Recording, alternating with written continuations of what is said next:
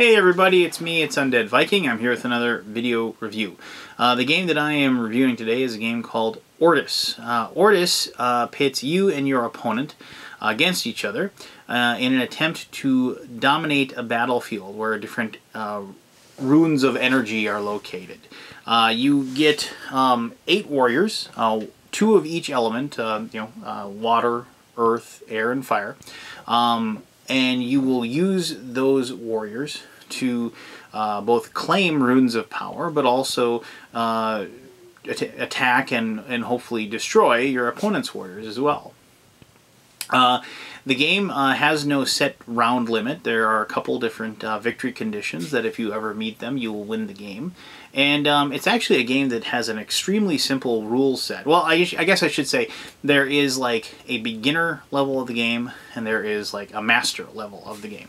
And the beginner level of the game you can teach, like I said, in mere moments. You can learn the game in about 5 minutes. But much like a lot of games that are kind of strategy games that are abstract, like this one is, there's a lot of gameplay going on and there's a lot of different things. I mean, in general, in my opinion, 2-player games kind of work off of that. The fact that the simple, I mean, obviously there's 2-player war games and things like that that have huge rule books and whatever. But games like this have very simple rules, but it's one of those things that it takes a long time to master them, and actually it's not so much the rules that you're using, it's trying to outwit the person across the table from you. But anyway, I'm kind of getting ahead of myself a little bit. I will say this before I go and show you how to play like I always do. I've never been a huge fan of abstract games. It's just one of those things where if you watch some of these reviews, you know that I do enjoy a nice crunchy theme to my games. I enjoy Ameritrash games or thematic games, as they're known, a great deal. I mean, but I do pretty much like all kinds of games. I mean, if you put me down in front of anything, I'll give it a try. I might not like it, but I'll definitely give it a shot. And when this game got presented to me and got sent to me, I was a little worried that the game wouldn't snag me. But back in the day, when because I've always been kind of a geek, I was a member of the chess club in school, and I played a lot of chess, and I still do play some chess with my father and some of my friends. So this game obviously just kind of appealed to me because of that mentality, that chess mentality that I sometimes have. But anyway, I'm getting a little bit beyond myself, so obviously I've enjoyed the game, but I'm going to show you how to play the game. I'm going to talk about the beginner game and also the master level, and then hopefully somewhere along the way you'll figure out whether or not this is a game that you'd like to add to your collection. So, alright, how to play Ortus. That's O-R-T-U-S, Ortus. This is the game board for Ortus. There are some very distinct portions of the game board I'll explain to you really quickly. These little charts here on the side are the energy charts. This is how you keep track of how much energy you have that you're able to use for both attacking and defending and moving your units. You'll see that there's a row of the little warriors that each person has. The colors are represent the different elements. So you have water, fire, earth, and air there. These locations on the board are the energy circles, these little runes. If you have a unit on that at the beginning of your turn, you get to gather energy that you'll be able to use on your turn to both attack and defend. You'll notice that there's these 2 little tokens here. I'll explain those in just a brief little moment. There are 2 ways to win the game. Either at the beginning of your turn, you have to have control of 5 of these locations. So if black began their turn and they had all 5 of those locations, they would win the game. Obviously, if your opponent has 5 of those locations on your turn, you have to be able to knock them all. You take out one of their warriors so that you would gain control of that, or at least, at the very least, so they wouldn't have control over it. On the other way you can win the game is, I mentioned these tokens. These tokens start off on the side of the board. They aren't on the board as of yet. The moment you defeat one of your opponents in battle, meaning they have to remove their warrior from the arena, you get to place your token. And any one of these locations in the front. And then every single time after you defeat one of your opponents, you get to move it one space, like so. If you eventually get to move it into this location in the middle, this little pedestal in the middle, you'll win the game. And that's, depending, you know, basically it's 8 spots away from one of your spots in the Haven. So you have to basically win 8 battles, and then you'll win the game if you're able to do that. I suppose you could not move it in there immediately, but I can't imagine why you wouldn't. To begin the game, the first player, which we'll just say black is the first player, they get 7 energy to start the game, and the second player will get 14 energy to start the game. So on your turn, after you collect energy, which on this turn isn't going to be any, you will then move, or you can move and attack. You use energy to do both those things. But since you're in the Haven, any unit in the Haven can only move. They aren't able to do an attack in the first round. Now, in the beginner game, the Water and Earth Warriors are your melee units, and the Fire and Air are your range units. The difference between the beginning game and the master game is not much. Basically, the big difference is the abilities of the units. So what I'm going to do is I'm just going to kind of show you the real basic beginner game, and then I'm going to show you what the units kind of expand to and what they're able to do in the master level. But it's really simple. To move, you just move on the board, and you deduct an energy per move. So you just go 1, 2, 3. I move this fire guy onto that rune, so that will gain me energy at the beginning of my turn. And then we can go 1, 2, 3 like that. And since I can't get attacked this round, there's really no reason for me to save energy. So I'm going to take this earth guy and go 1, 2, 3, 4 and get him 1 space away from that rune, and I'll use all those up. My turn is now done. I don't have any units that have been defeated, so I don't have to take any units from my graveyard and place them back on the board.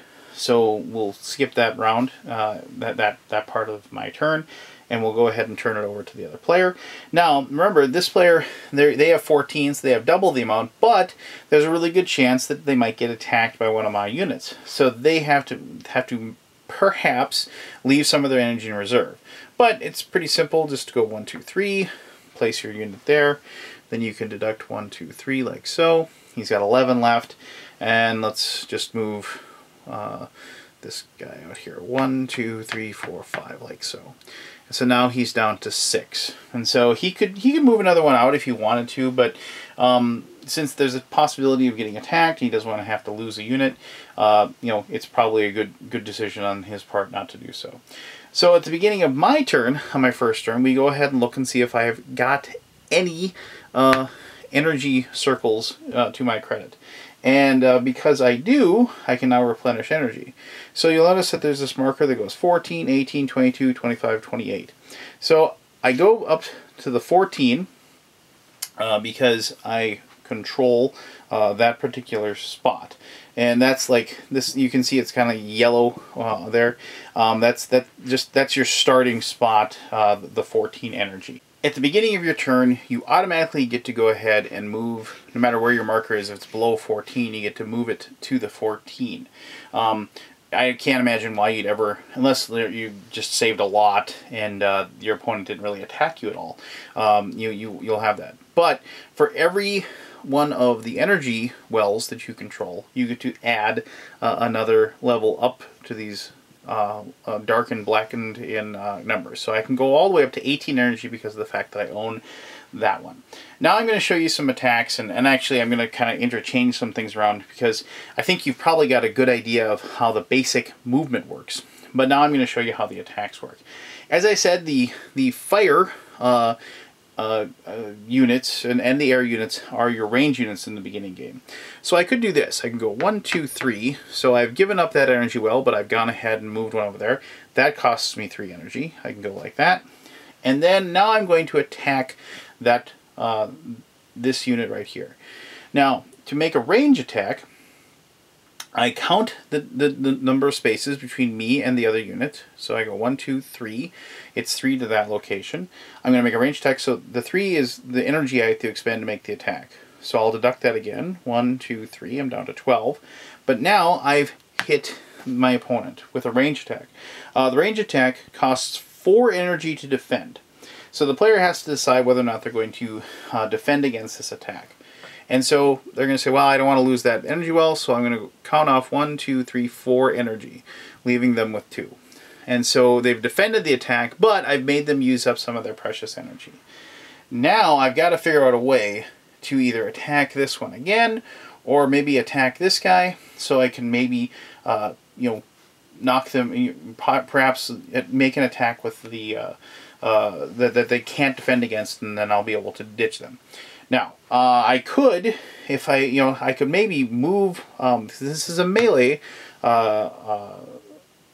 a unit, I have to actually get close to him to do it. So, let's just count it out. 1, 2, 3, 4, 5, 6.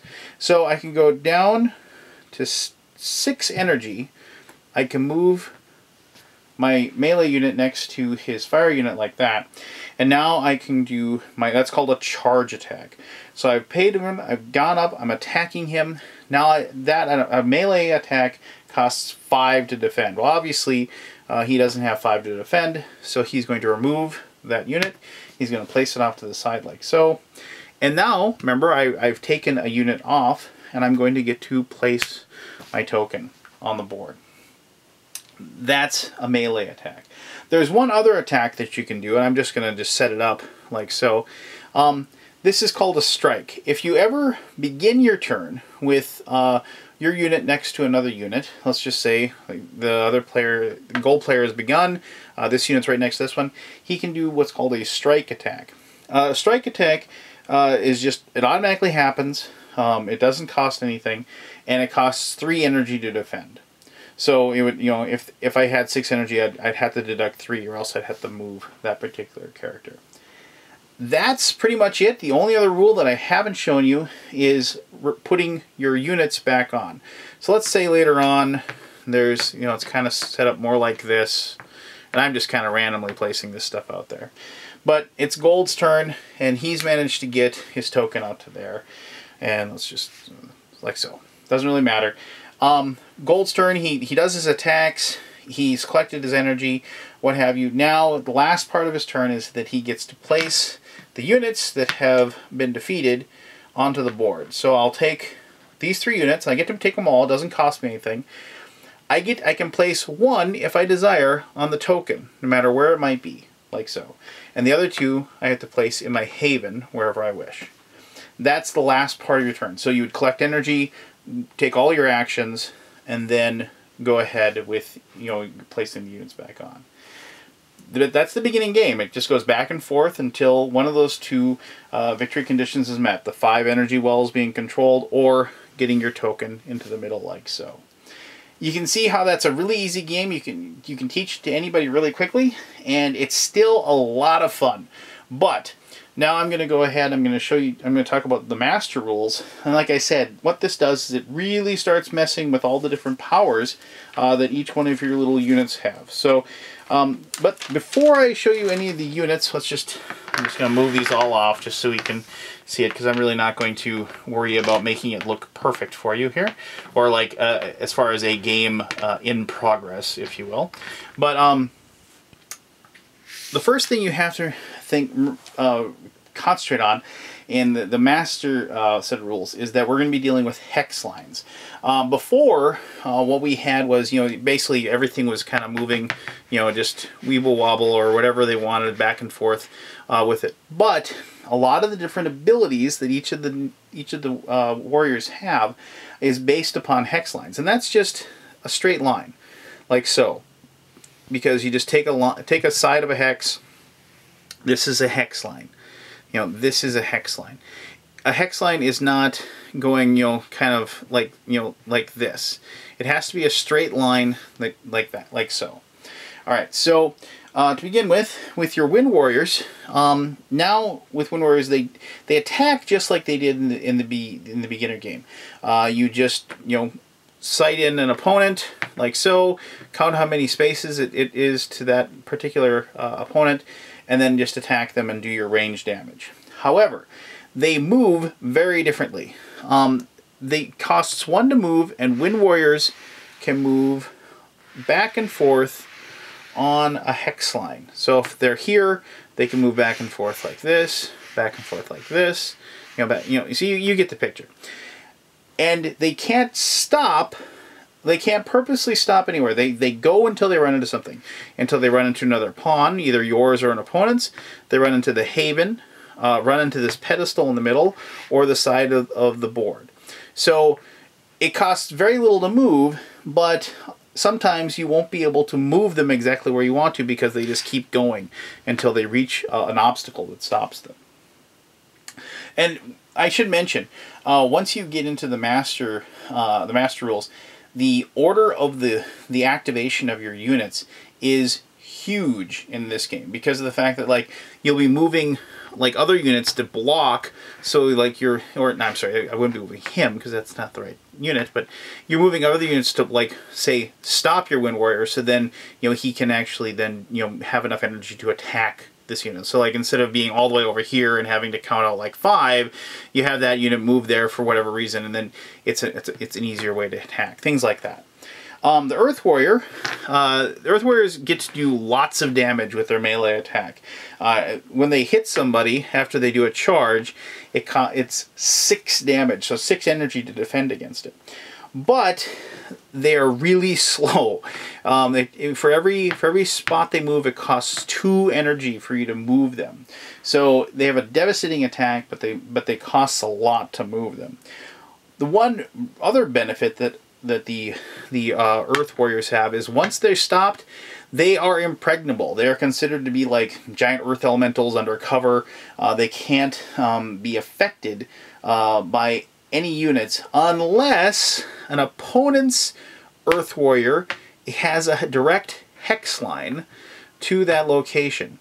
And if they do, they are then considered to be uncovered, and note, the other one would be uncovered as well, and they are subject to attack from any of your other units.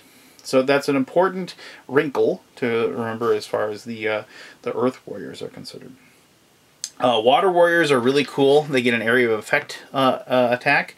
So Water Warriors, they move just as they did before, but say you have a couple of units that are close to each other, like so. And Water Warriors still do melee attacks, but if they do a charge attack, so like 1, 2, once again, I'm not grabbing the right colors. So there we go. So a Water Warrior is here, and we go 1, 2, 3, 4, and we're going to go ahead and do. Remember, the Earth Warrior is blocked. I can't see him. He's under cover, but I can charge this guy, and I will go ahead and do my charge attack. And the charge attack is a little weak. It's 3 energy to defend against it, but it affects everyone he's close to, including the Earth Warrior, even though I can't technically see him because he's blocked. The area effect, so if I'm even lucky enough that there's another one sitting there for whatever reason, bam, I can hit all of these for 3, and then the opponent's going to have to figure out which ones of those, if any of them, they're going to block. And so that can be it can cost them a lot of energy if you are able to get a perfect situation for the Water Warriors. Also, Water Warriors have like a wave attack that goes in a straight line, and once again on a hex line, and it can affect multiple people. Now this is one of those things where the order of attack is very, very important. Say you whittle down the player very carefully to get them down to very little energy in the reserve, and then you get into a perfect position where you have that, and then you have Fire Warrior, and then another guy, and then even yet another guy like that. And I'm going to do my wave attack. Now, when you do your wave attack, the line attack does 5 damage to the very first unit. Now, if he's able to defend it, then nothing else happens. So, he's able to take care of it, and you don't have to worry about these guys behind him. However, if he can't and he's taken out, the next one in the line takes 3. And if he can block it, then fine, it's over, and you can defend against it. But if not, that one's gone, and the last guy has to defend against 1. Now, obviously, remember, the player can always choose not to defend and can take and can remove the units, but most likely you have to have got a guy down to 0 energy before he would remove his unit with the attack of 1. But that's how the water energy guy goes. Finally, the fire guys actually, while they're kind of weak by themselves, the fire units actually are really cool because they work together. They're kind of like the twin fire elementals, if you will. When they have to both like have a direct hex line to a unit. So like they're kind of like, you know, fire powers activate. So like in this particular location, or so if you have an opponent like this guy right here, you can go like that, and like 2 hex lines, perfect. They can make an attack that costs nothing, and it does 4 damage. So that you have to defend against it for 4. Now, also, what they can do is that they can be used for really, really good defense. Say that you have a Wind Warrior out here like so, and they are, because they both have a hex line to this Wind Warrior, if, say, the big bad Earth Elemental, once again, wrong color, the big bad Earth Elemental comes up with his big devastating 6 damage and hits him. Well, because of the fact that I am shielded by the 2 Fire Warriors, that all attacks on him only cost 2 to defend. So even though this is a power 6, I can spend 2 energy and it does nothing. And also it should be noted that if the 2 Fire Warriors have a direct hex line between the 2 of them, they are considered shielding each other. So they can always shield each other, and then you can go ahead and make sure that you're always shielding the people within the hex line. So you can see the way these guys work, and it's really, really awesome, is that they are like, you're kind of like, they can be a strike force to attack, but a lot of times you'll just always be like moving or protecting these guys, and they will be the ones that, if you can set up hex lines with the different energy spots and things like that, they're the ones that are going to be protecting everybody, and so you'll be forcing the other players to expend a lot of energy to maybe perhaps take out one of your Fire Warriors. So, you know, because by themselves they really can't do anything. The only thing they can do is maybe just hold a spot, but, you know, or they can make a strike attack like so. But, you know, other than that, they really can't do much. They're pretty weak by themselves. But used cleverly, they can be some of the most powerful units in the game. You know, I remember I played the beginner rules several times, and I had a lot of fun with them. And then when I graduated, if you will, to the master rules, the game just completely opened itself up for me to another level of complexity, another level of fun. And so I definitely suggest that you do start with the beginning level rules, but once you get into the more powerful unit abilities, that's when the game really starts to shine. So, well, there you go. I hope that helped you understand how to play Ortus, but now let me tell you exactly what I think of it. All right, here we go. Okay, we're back. Awesome. So there we go. That's how you play Ortus. What'd you think? You know, I really dig the game, just mostly because of, well, there's lots of reasons, but the coolest thing is, like I mentioned in the beginning, the game, you can teach it in like 5-6 minutes to somebody, and to say, this is what this does, this is what that does, and this is what that does. And you can get somebody into the game on the beginner level really, really quickly. You know, and it's very, very straightforward as far as the rule set. And then you can just, and then after you've played that a couple times, you just then say, okay, now we're going to go ahead and we're going to branch out and we're going to show you everything that you possibly can do. And that's when the game like kind of really shines. I mean, it's not that the beginning level rules are bad in any way. No, by no means. They're actually, you know, pretty well done.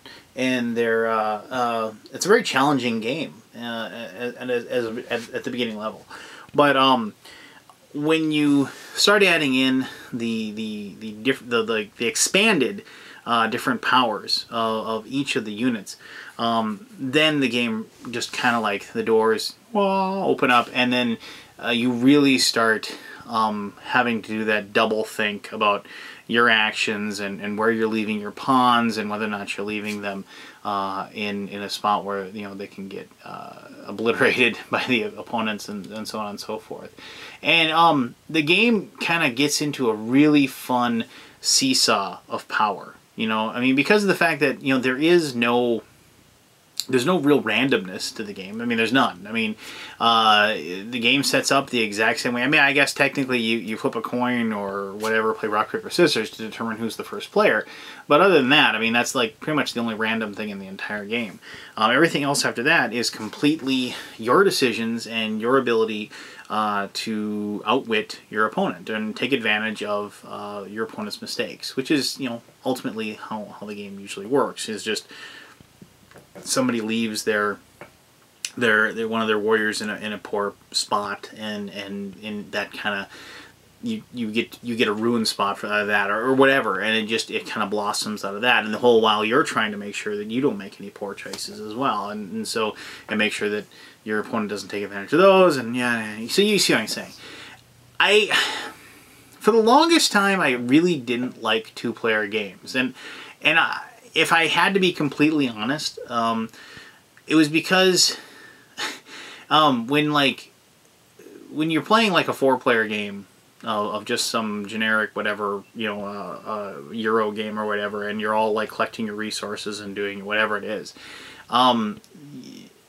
you can always, I'm being completely honest, you can always kind of blame, or in the back of your head you can say, oh, I could have played that better, but at least Craig played it way worse than I. Or if that one guy hadn't made that one stupid move that didn't even help him, then maybe I would have won.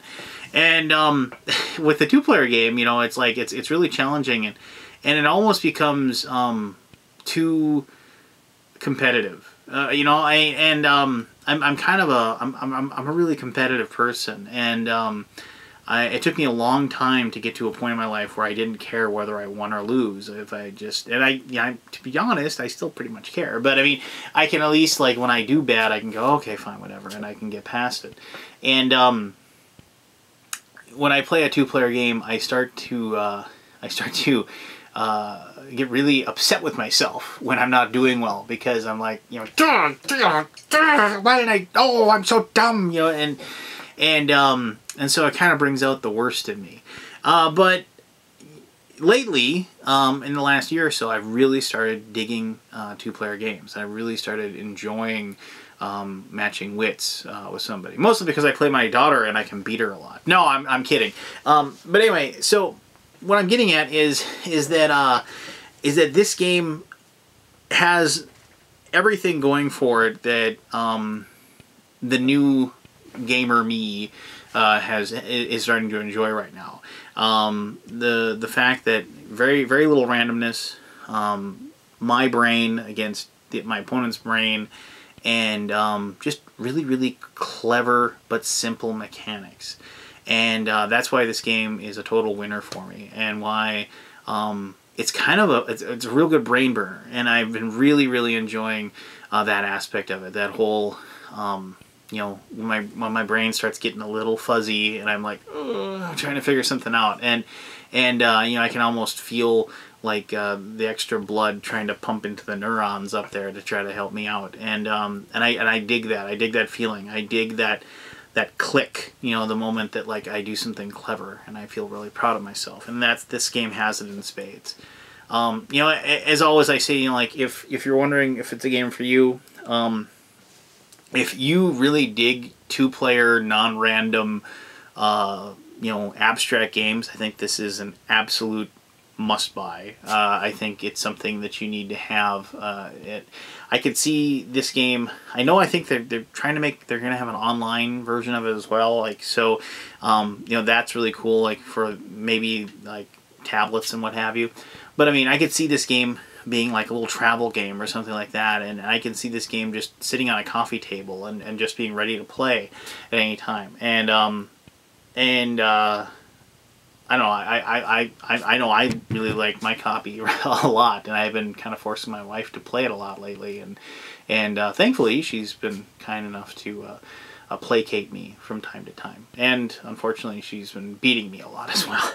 But there you go. Great rule system, great strategic fun.